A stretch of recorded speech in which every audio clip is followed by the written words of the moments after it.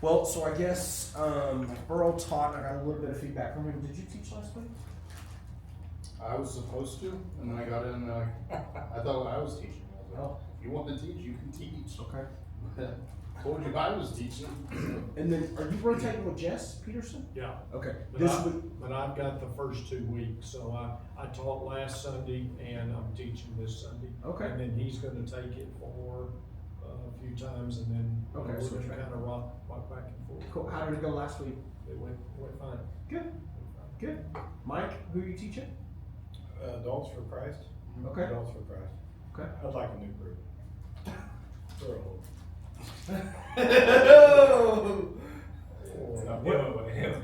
Which one's Adult for Christ?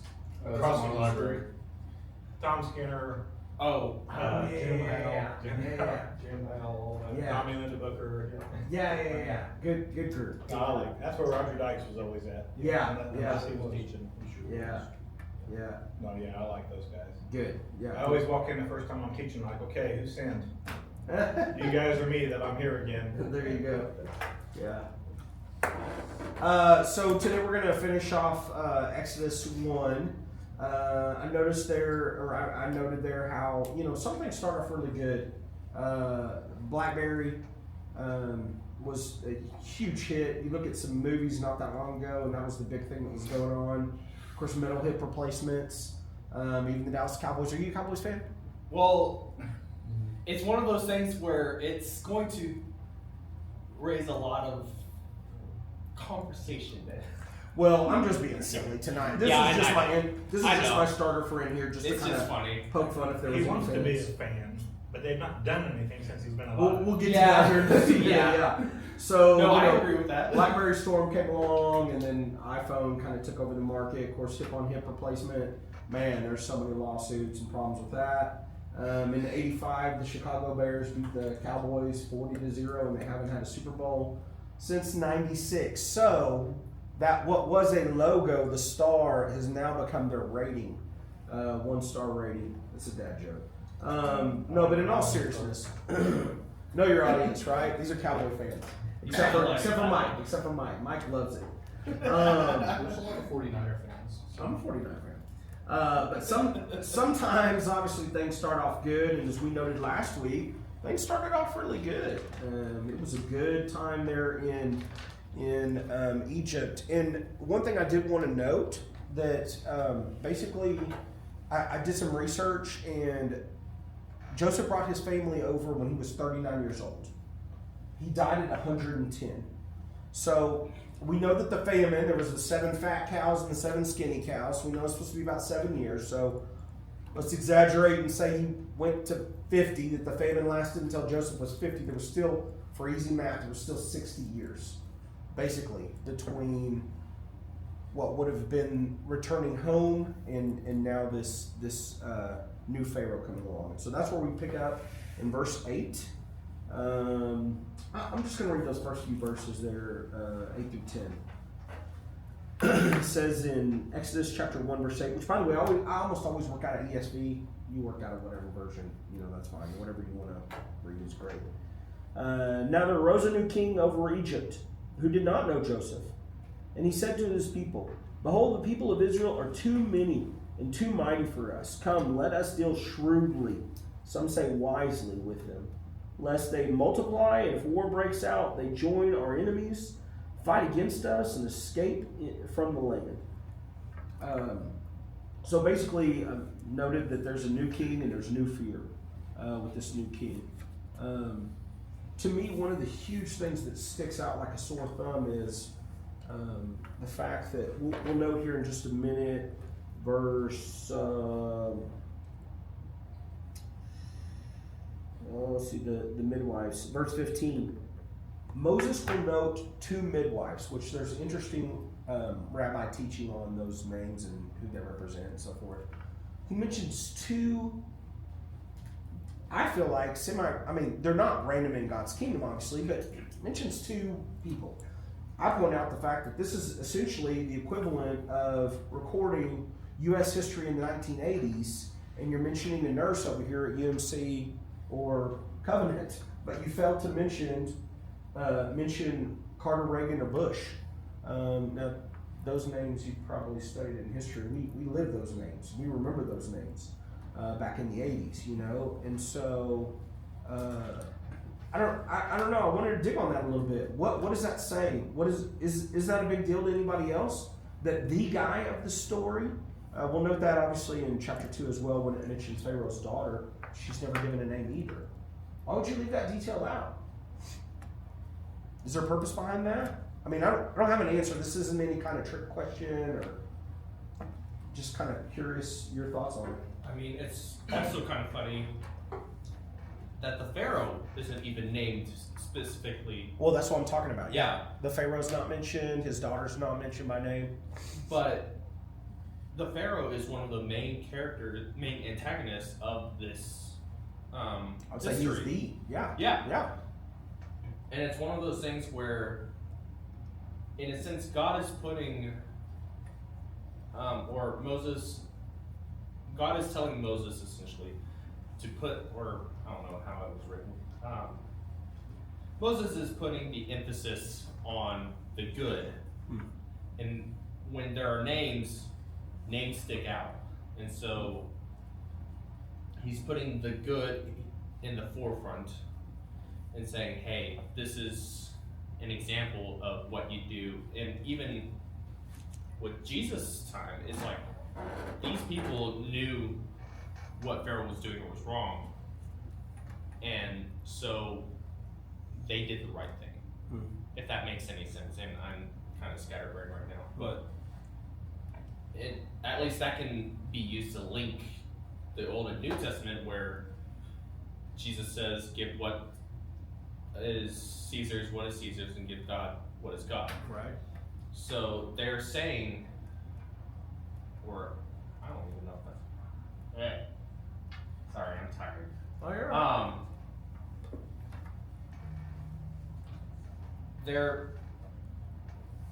They're not following the world. Okay. And even though the world is telling them, hey, you need to give up these firstborns that you delivered, or the babies that you deliver in general, they're saying, no, this is wrong. We're going to do what God wants. Right. Yeah. And this put them in extreme peril. Yeah. But they stuck to it. Yeah. Good. Yeah, we'll note that later, how God honors that. Honors them specifically. Good. I would reckon since Moses wasn't there when this happened, he's getting this by inspiration.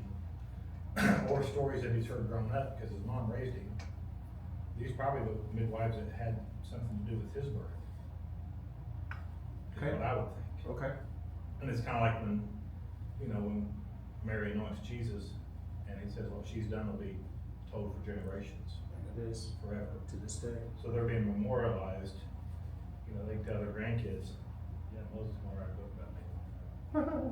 Well, and again, my point is not to discredit them or what they did. They did exceptional. I mean, that's the Right. that's the But epitome of it takes bravery. time to write their names. Mhm. But yeah, there's other names not recorded. Yeah, and to me again is to Burrow's point, like the evil of this story, the guy, arguably of the first several chapters, at least in his world, he was the guy.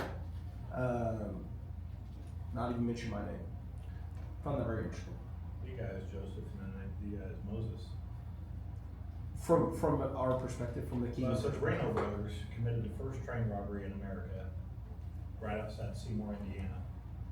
And the sister when they were hung, had them buried and had a tree planted over their gravesite and didn't have any monuments erected. And of course, people from Seymour in their wisdom, 100 years later, decided to put a little monument to commemorate the guys who committed the first ever train robbery. Part of the reason why Pharaoh is probably not mentioned by name is because he's insignificant. He is just like any other Pharaoh who is going to make it all about him. He doesn't deserve the space it takes to write his name. And I guess that's part of what I'm getting at is I believe it was intentional because again, as we look historically, archaeologically, It'd be awesome if we had his name. We'd be able to date this. There's so many things. There's been so many debates about Exodus, the validity of it, when it was, what happened, all these things. If we had his name, there would be so many things that we could go back and look at. And there are archaeological things that we can look at. But my point is, I feel like it was intentionally left out. Because again, when you're mentioning a ruler, they're usually the name that gets mentioned. Excuse me, in verse 9, I thought it was very interesting because he says, if war breaks out, they may join our enemies and fight against us. To me, that pronoun, as I read through this, really stuck out as kind of he makes this about patriotism. He makes this about like national security. And I did make a teacher's note there on the second page. Warning, hear an alarm go off. There are many political rabbit holes you can chase on this one.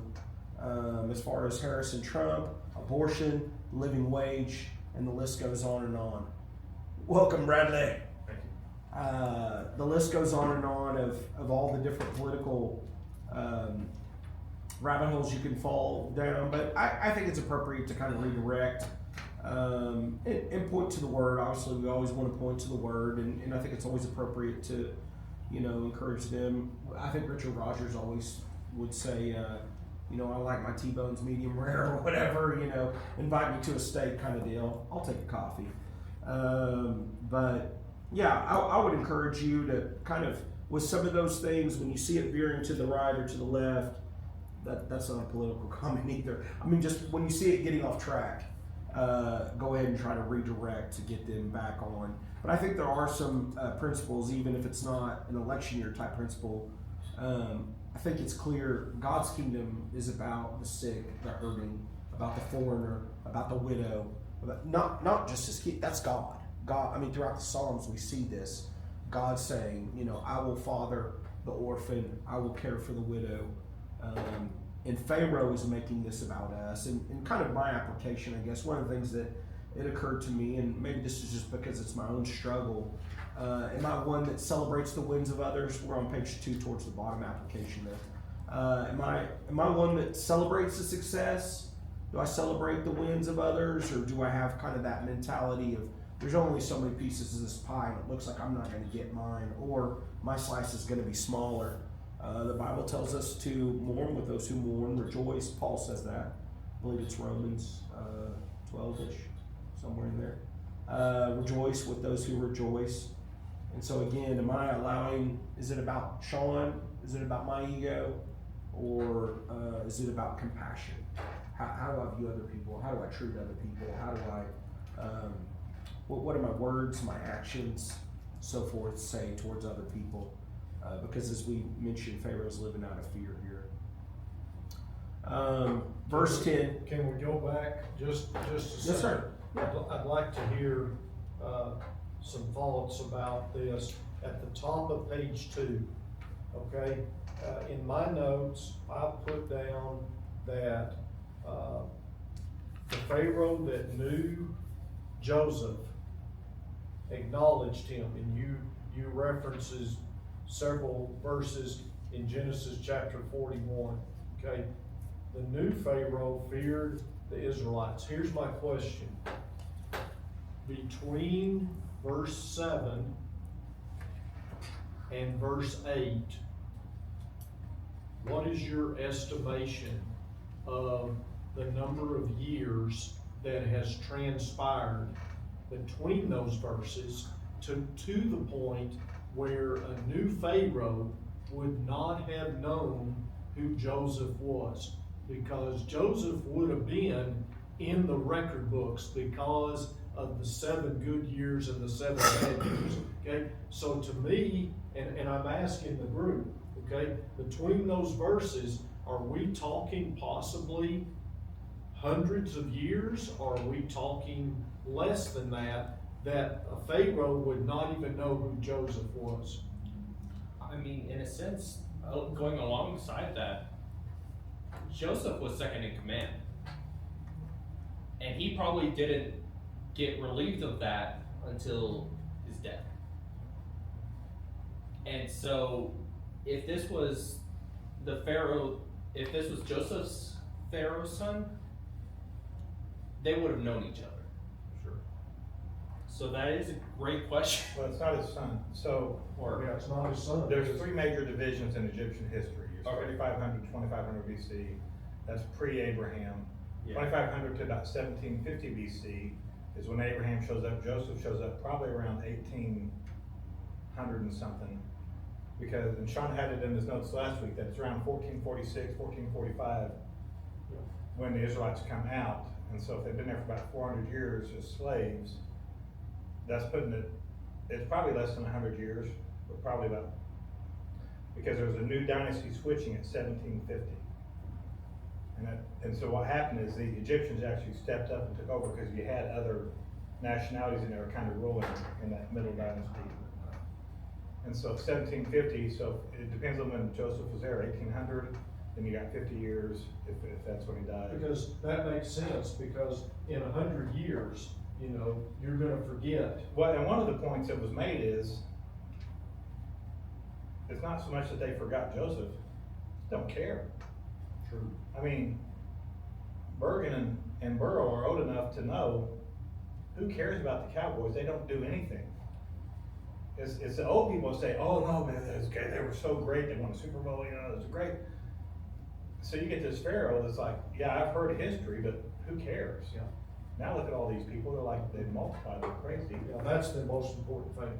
I just kind of wanted a time span between those verses there, because I don't think it was Joseph's Pharaoh's son that we're talking about. I think it's several down the line. Okay. Anyway, your thoughts? So I was kind of leaning towards the same part where Mike was trying to, with the whole dynasty changes, I try to find the better date than I could. So I don't have a real good feel about how long, but it's also one of those, even if it wasn't super long, it's why would I care what Spiro Agnew ever said when he was vice president? Wow, man, you're going back. You You don't even know who Spiro Agnew was.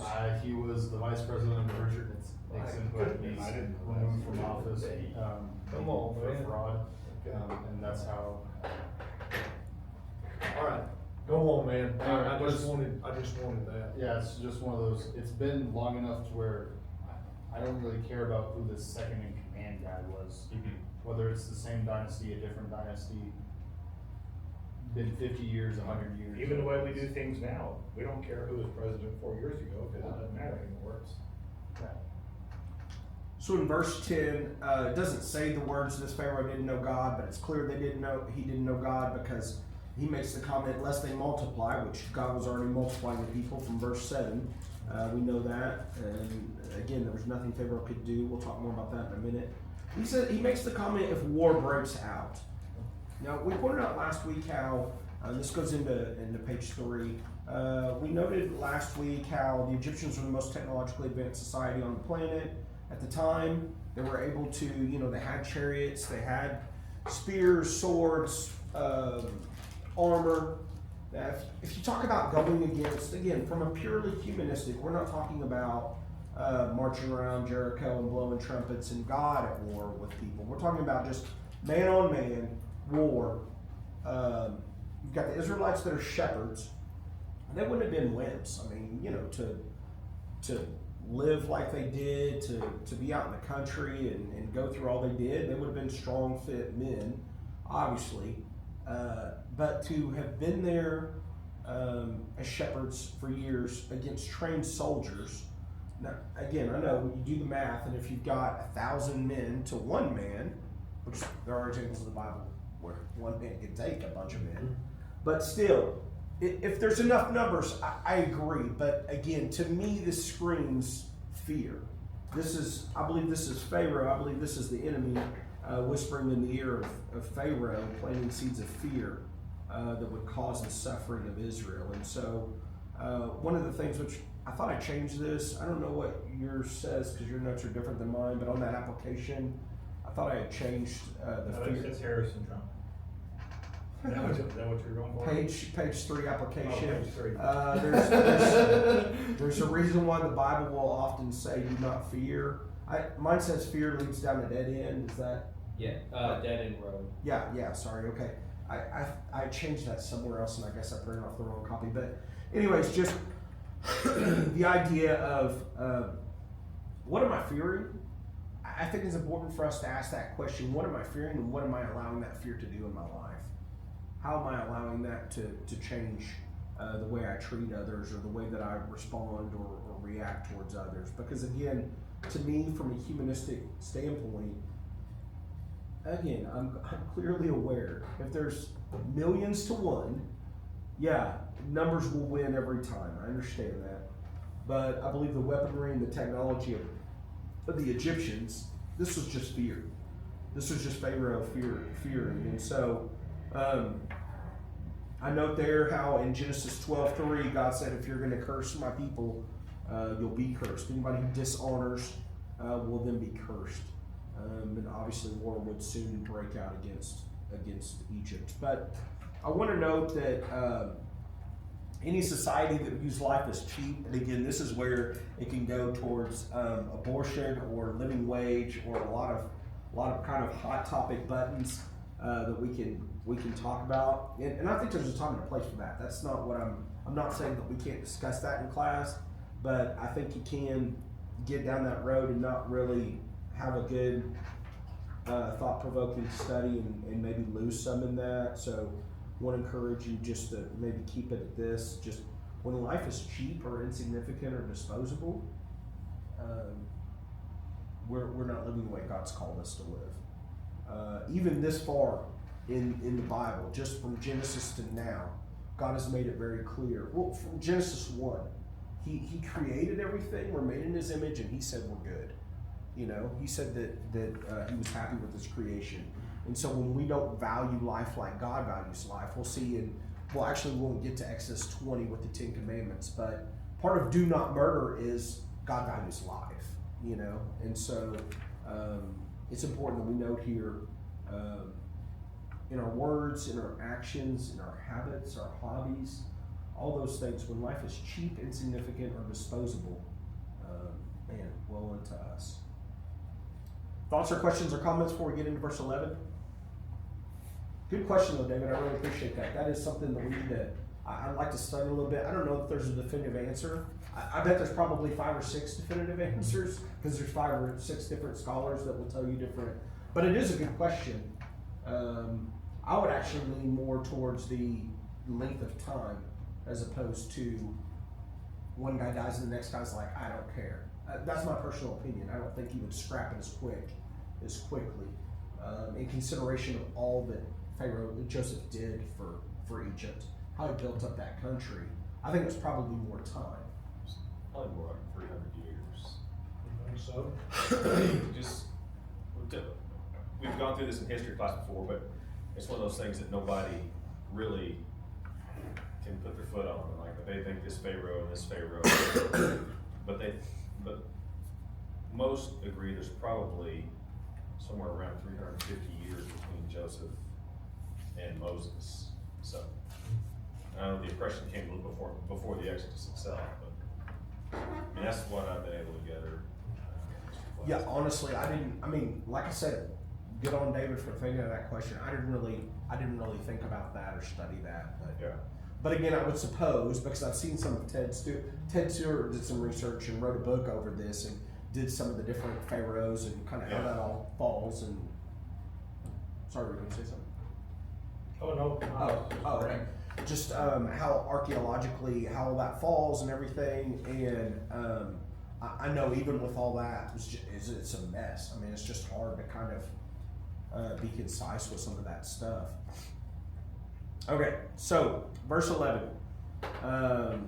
Therefore, they set taskmasters over them to afflict them with heavy burdens.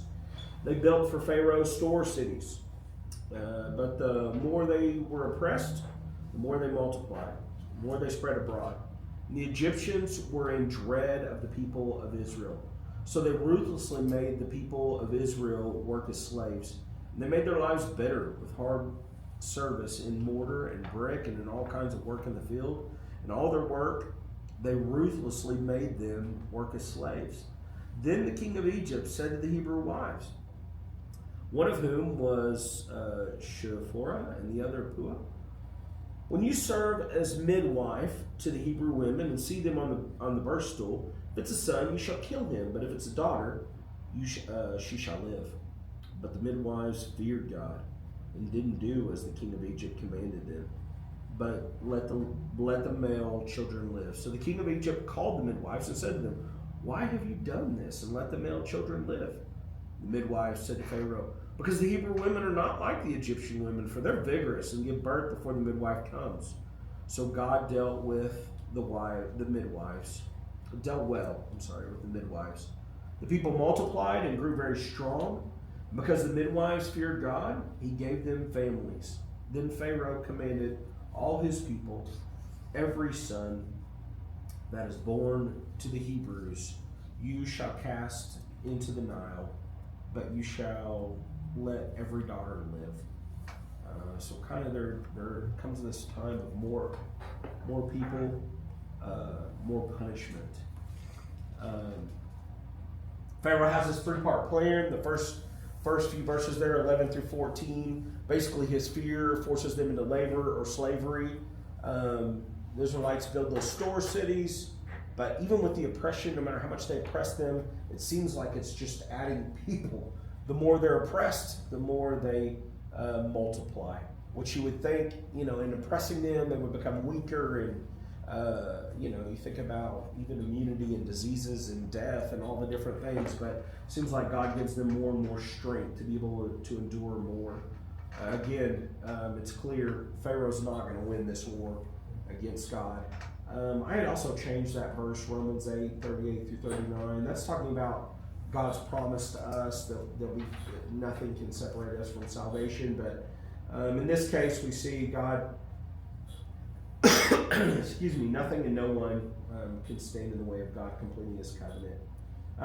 This past week, I want to encourage you to ask people, did you get to read Exodus 1? Did you get to listen to it? And again, did they know? One of the questions that we mentioned last week was, note the adjectives there in chapter 1. You'll note in verse 13, ruthlessly. My version says ruthlessly. Verse 14, bitter, hard, ruthless. Did you guys have other adjectives in your version? Verse 13 or 14, the way it talks about how the Israelites were treated.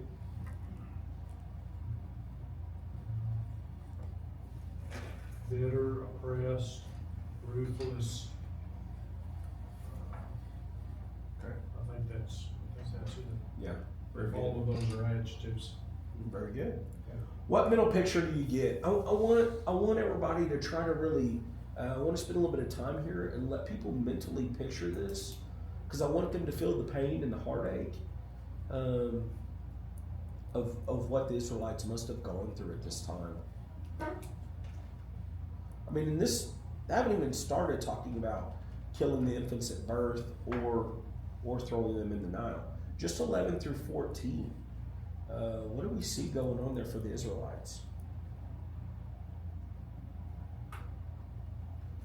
Think about bitter, We've all had a job that we hated. We got up and we're just like, oh, dude, I do not want to get out of bed. I cannot, call in sick for anything or make up an excuse, just something to not have to go do it. And that was our choice, we could have gone down the street and got a job at Burger King or McDonald's or Walmart or whatever else. Imagine not having that option, just day in and day out. I asked for people to describe what they would see, what they would hear, what they would smell or feel, what it must have been like to be in those. I'm reminded of kind of the concentration camps, and Victor, what's his name? Famous psychiatrist that survived Auschwitz. Anyways, I'm reminded of his book, A Man's Search for Meaning.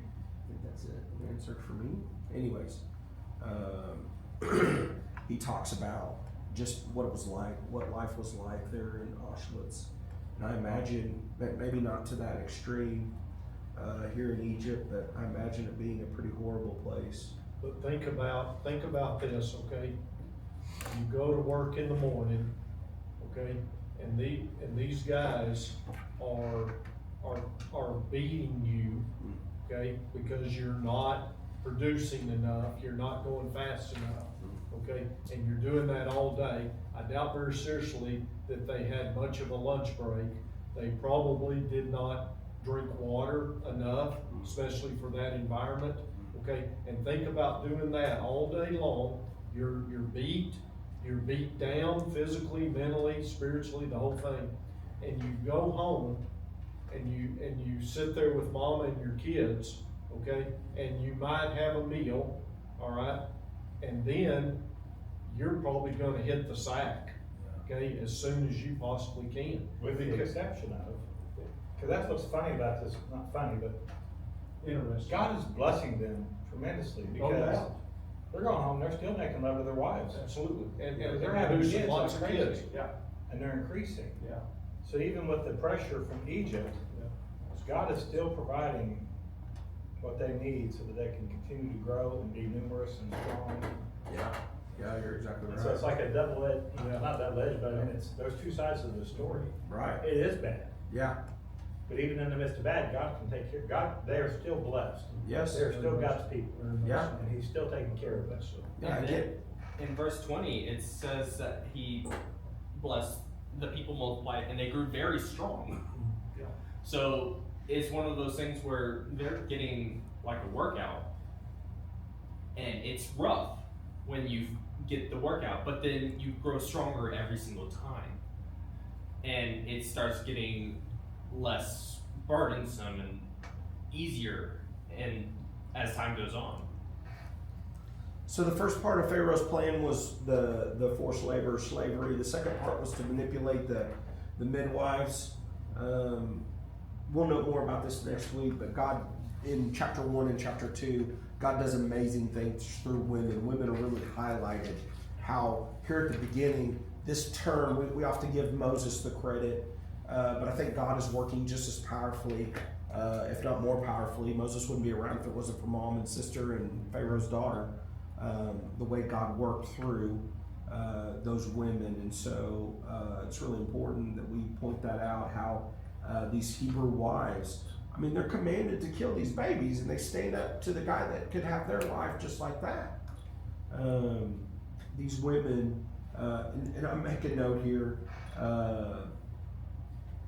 the application before that, Matthew 10:28, Jesus says, don't fear the person that can take your life. Fear the one who can take both your life and your soul. And so this is where, I guess, this is the verse, this is where I had changed it. I thought it was the other one, but it's actually here. What's my greatest fear, and what repercussion does that fear have in my life? So I really want to, and this could be rhetorical, I'm not asking everybody to speak, but during class, give people opportunity, again, even if it's just 30 seconds of silence. Think about something that you're fearing. Maybe it's my spouse, and he doesn't want me to go to Bible class. He's jealous, and he thinks that, if I come to Bible class, I'm looking at some other guy or something, or maybe it's my child, or maybe it's somebody at work that mocks me. What is it that's keeping me from God, from our relationship with God? Fear of not making enough money, so I'm going to work on Sunday too. I'm going to double down, do a 7-day-a-week thing. What kind of things are keeping me from being the kind of man, woman that I'm supposed to be for God? That's just a probing question that I want them to ask. But I asked the question here in verse 19, is what the wives are saying true? I think there is truth to that. Again, to Mike's point, man, they just seem to be popping them out. It's like rabbits, I mean, the Israelites are just prolific. God is just multiplying his people, but it seems like they're being disobedient to Pharaoh in one way or another. It seems like there's at least some misleading, if not straight up lie, in this. And so I asked the question, is it a lie? Is lying being condoned? I don't think lying is being condoned. It's situational ethics. Okay. But the greater fear is to fear God and to honor Him. Sure, always, above Pharaoh, and so they're doing what they can because they know by saving these kids, they're honoring God. Yeah. So there are some times when, you know, I saw a video I sent to my daughters the other day. If you're a girl and you're home alone, and someone knocks on the door, you don't say, yeah, I'm home alone. Sure. You say somebody's here, Sure. because is it lying? Yeah, but it's a smart thing to do. Sure.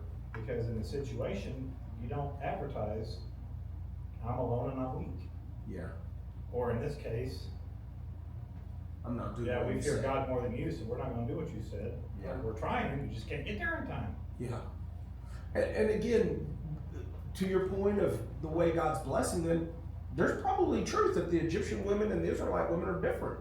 Because these women are putting out these babies, you know? They So I mean, it worked out. there's truth in this, but That there's was not sex, that was slavery.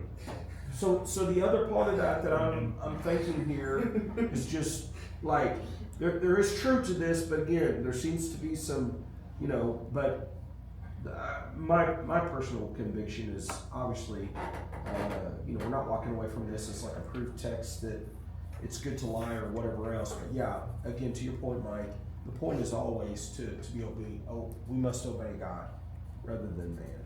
In some of my research, I found, and again, you can get different views from, 20 different sources. Sure. okay?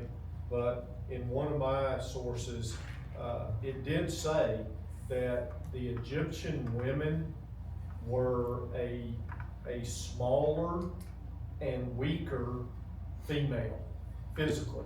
Yeah. Where the Hebrew women were, because of everything that was going on, they were strong physically Right. and vigorous. Yeah. That makes a world of difference when you're having a baby. Oh yeah. Yeah.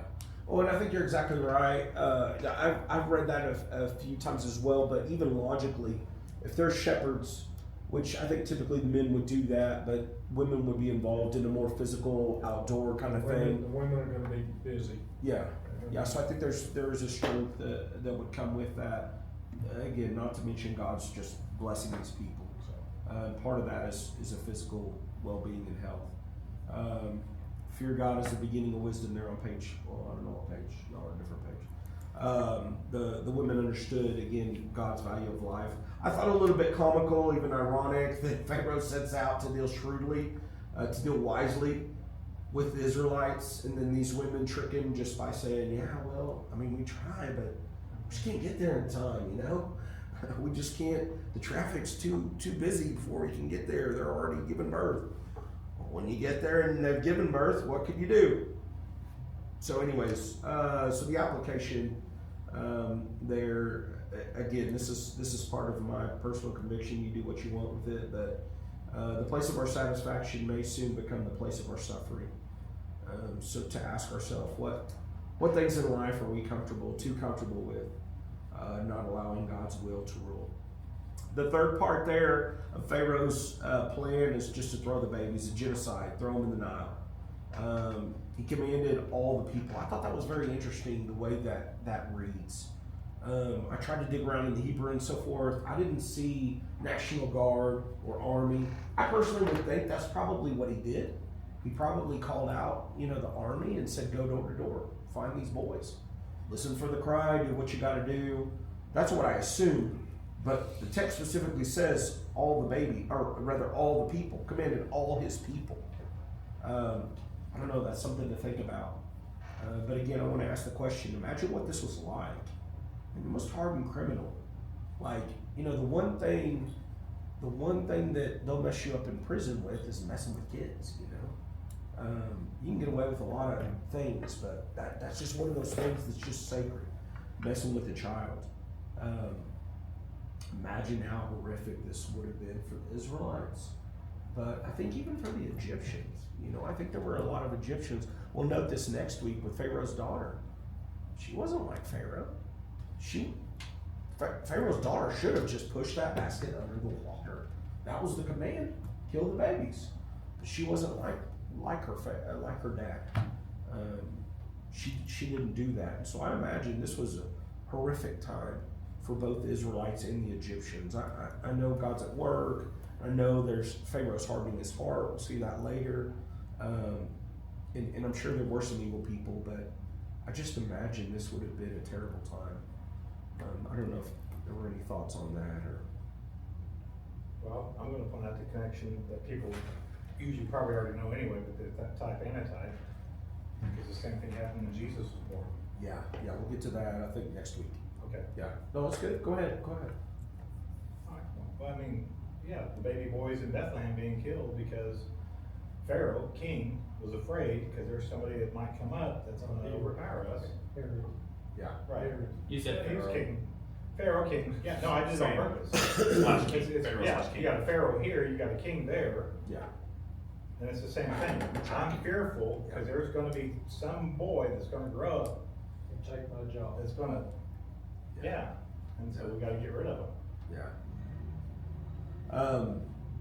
The casting of the Hebrew sons into the Nile, I believe this was, and this is some of what I've studied, this wasn't a Shawn original idea, but I think this is a twofold act.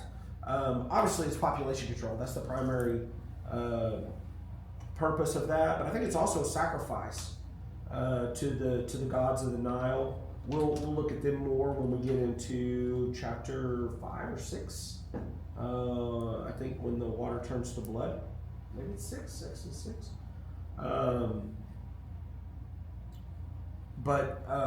You know, if you think about it, again, if a midwife could kill a child, how hard would it be to kill the baby? What would it be like to kill this child right in front of that parent's face, as opposed to take away that child and throw him in the Nile? It's hard to find people that ruthless. Oh, is that what it is? That's Yeah. what you think it is? I think it is. Okay. Most people are not that ruthless. Okay. So they wouldn't have a problem carrying that baby all the way from the house to the river while it's crying and just throw it into the river, as opposed to just grabbing it by the neck and. Number one, I don't think it's going to, obviously he didn't find a lot of midwives who were willing to do that, to kill a baby in general, but to kill it in front of its mom, I mean, that's Nazi stuff. But that wasn't that Pharaoh's intention though? Oh, sure. When you get to Yeah. verse 22, by the time you've jumped that cliff, I'm it's saying like he's having a hard time finding people, not him. I think he's that ruthless. I'm thinking he's having a hard time finding his followers. Yeah. But apparently there were some that, again, apparently they did take the babies and throw them in the Nile. Yeah. There were people that went to the houses, grabbed that child from the mom's arms, Yeah. and went to the Nile. To me, it's a bigger statement to be like, this is my house. Take that baby right in front of them and take care of that. You've heard of people shaking the baby too hard and it dies. You've heard of pushing a baby and it hits its head. I mean, to kill a child is that easy. Yeah. I mean, that's a horrible thought to think. But my point is, I think what was going on was not only was this population control, I believe this was a sacrifice. And this is shown throughout the Bible, you know, the sacrifice of children to gods, little g, as an act of worship. But again, I digress. Whatever your thought is on that, I thought that was kind of an interesting point. Would there be any correlation with the baby's blood being the blood of the turning the river to blood? Well, I did think it was interesting that where the babies died is the first place God attacked. Yeah. I think that the blood's supposed to symbolize that God killed the Nile. Okay. Because again, we'll look in Exodus 12 that God is not attacking random pieces of nature. He's attacking the Egyptian gods. Mm. He's systematically destroying their gods before them. And so yeah, I think that it's like the blood's supposed to represent, you worship that, boom, he dead, kind of thing, you know. And beyond that, it's also, the Nile is a symbol of life. Yeah, it's their source of everything. So it's for everything to immediately be brought to blood, which is a symbol of death. It's showing you're not the one in control. Your Okay. God that you pray to bring you this life is in control. I'm striking at the heart of your very faith in your own worldview. Yeah.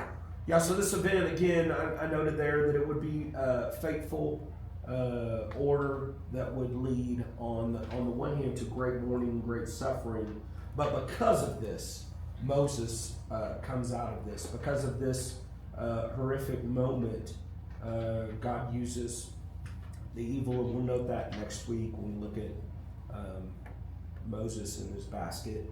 And I'm going to bring a craft, and we're going to weave some papyrus. No, we're not going to do that, sorry. But anyways, God will use this to develop the one man, the perfect man, to save them.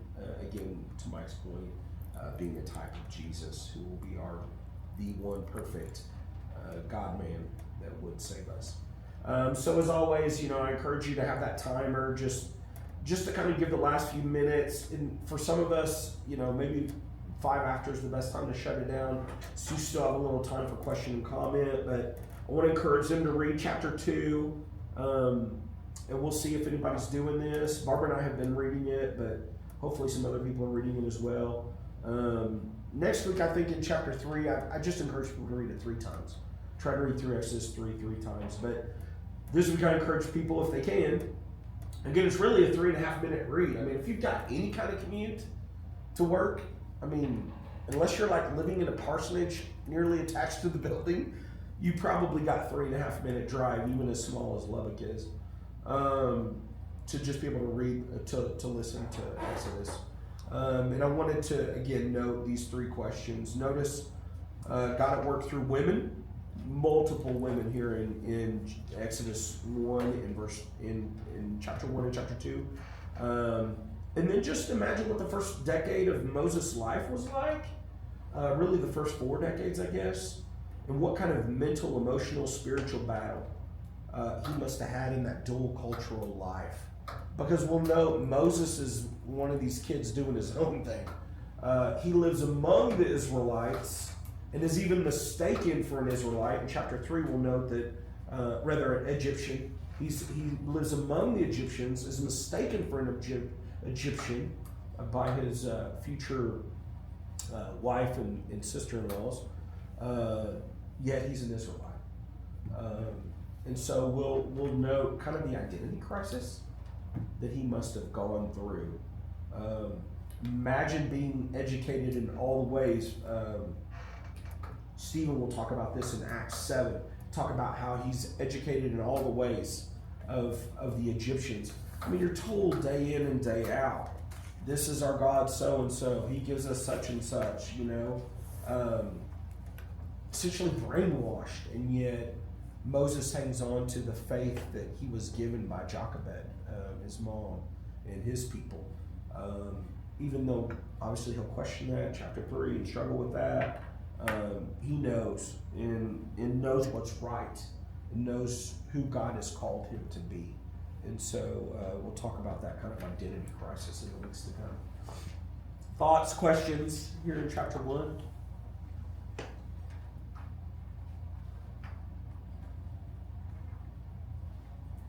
Cool, we'll make it your own.